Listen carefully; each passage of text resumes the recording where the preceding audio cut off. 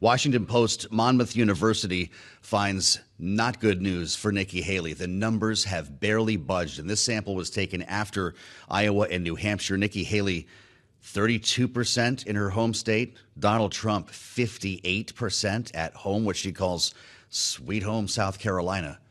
With 3 weeks to go here, a pocket full of money, but no real path, according to most of the experts that we're talking with. It's a big question about what happens if she cannot win her home state.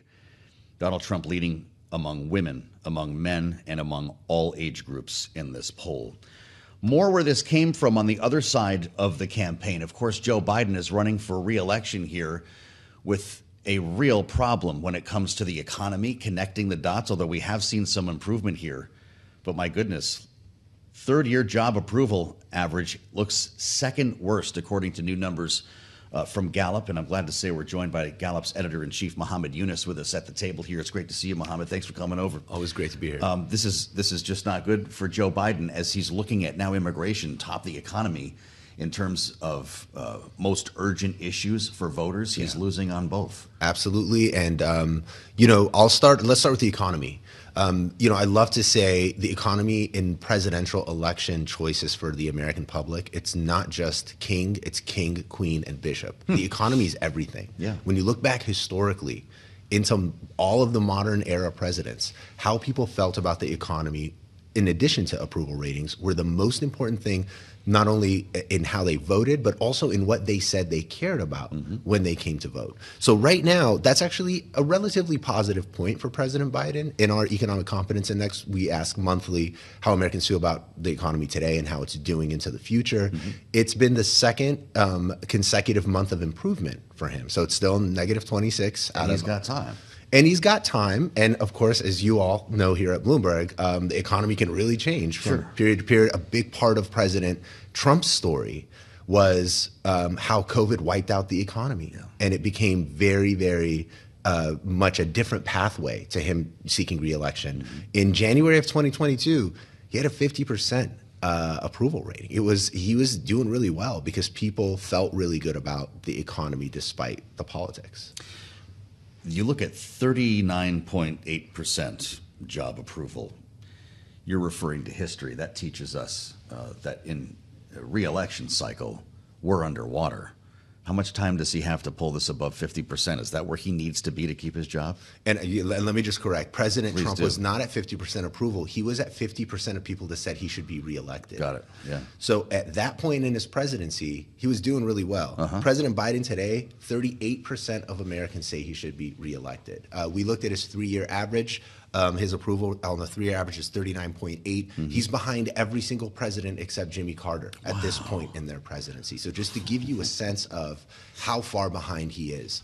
That being said, a lot of those presidents led in times that were far less partisan than today. Okay. And it's really hard for either a Republican or a Democrat to get people from the other side to approve of the job they're doing. And this dates back to President Obama. It's not a Trump-era dynamic. Well, talk to me more about that, because I don't know how you do your job anymore when people are having fun trying to mislead pollsters, when samples are being challenged by cell phones, no landlines anymore. Yeah. We don't always know who we're talking to, it seems, depending on the poll.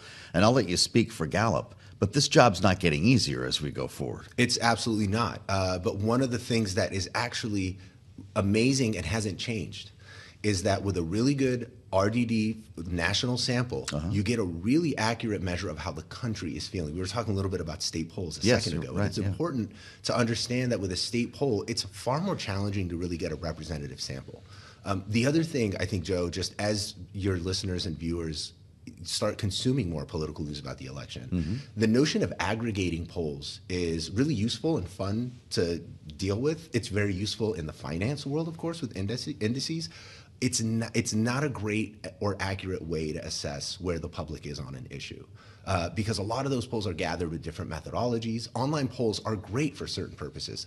They've proven to not be so great for national assessments of the political testing waters. Our methodologists have worked, year in and year out to really test these tools, because essentially all of these methods are really tools and they're very useful, but it's about what's the right tool to fix or the right squeaky wheel. Yeah. And with national politics, it's about having a really good national phone poll. How many people do you need to call to get a single valid response? What's that ratio like? That's a great question. So our polls tend to run around about 1,000 respondents. Okay, sure. The hard part is only about 6 to 7% of people actually complete the poll. So you need to call far more people. Fascinatingly, though, with the proper statistical methods and weighting and all of that, you're able to actually get a very accurate sample or read on the public, even with that low level of a response rate. The other, I think, misnomer is that response rate continues to drop dramatically. Actually, it's held pretty flat now for a long time. No kidding. So we have a series of ways that we actually, test our own accuracy.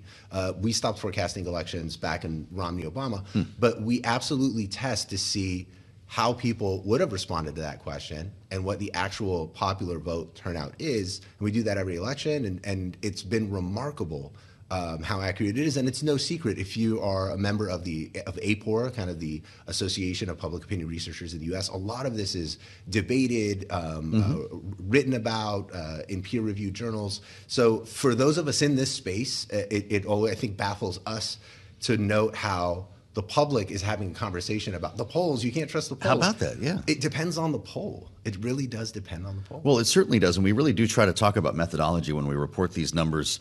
But this is a fascinating peek behind the curtain with the editor-in-chief here at Gallup. We're in a primary season.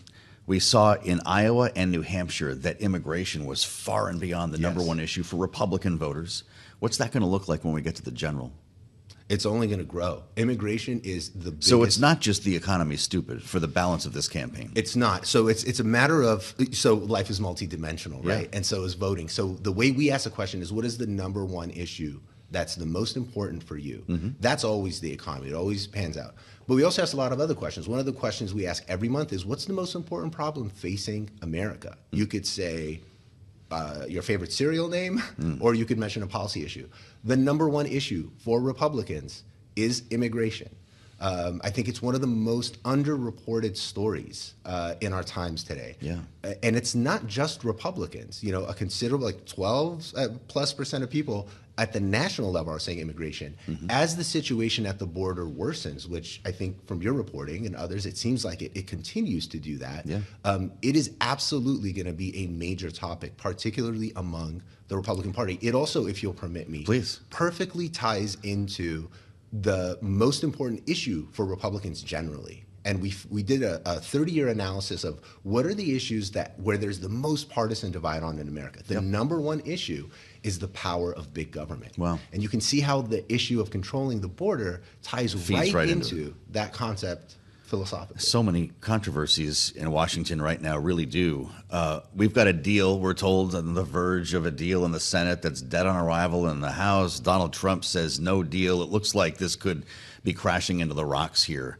What does that do to congressional approval ratings? Didn't you look at this not that long ago? What are they at, 12%? Or I mean, this is desperate. Absolutely. A good month for congressional approval ratings is for it to not be in the single digits. Wow. Which is, it's funny, but it's also kind of scary and sad. It really is. That being said, so will you re-elect Joe Biden? We also ask, will you re-elect? Do you think that most members of Congress should be re-elected? In that same poll, true to form, this is just a few days ago. 24% of Americans say that most members of Congress should be re-elected. But, and a really important dimension to this is when you ask them about their member of Congress. It's overwhelming, right? It's like nearly 6 in 10 say incredible. They should be reelected. Just don't mess with my guy. Exactly. And that goes for the economy as well, we've seen in some polling, right? Where people are feeling better about their local economy. The question is when you connect the dots there on a national level. Yes, and the big issue there is inflation. So even though that ECI number has improved, what we also found in the same poll, 63% of Americans are still saying that price increases are causing them financial hardship. That actually has now plateaued since this whole inflation thing began. What was it, 2 years ago now? So that hasn't improved. You report a lot on the Federal Reserve and the real interest rate. We talk inflation every day on a politics show. Of course, absolutely. I've learned most of what I know from your reporting. But from the public's perspective, it's still just as bad. It hasn't improved at all. Because they're looking at prices from before COVID, and we're talking about just slowing the rate of inflation, not actually turning the clock back. And you wonder if that ends up happening in the next year. You're going to be walking in here with much better numbers, I can only assume, for Joe Biden.